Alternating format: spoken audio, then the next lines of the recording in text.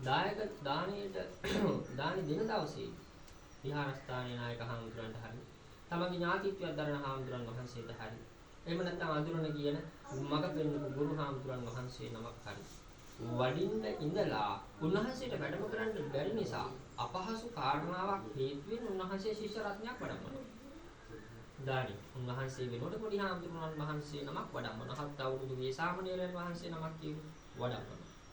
එතකොට දැන් දාන පින්කමට වඩිනකොට දායකයාගේ හිතේ පශ්චාත්තාවයක් ඇති වෙනවා. මම මාස ගානකට කලින් සිහිපත් කළා. මම ටික දවසකට කලින් මොහොත සති කීපයකට කලින් සිහිපත් කරා. උන්වහන්සේට වඩින්නම කියලා සිහිපත් කරා. නමුත් මගේ ආරාධනාව පිළිගත්තා.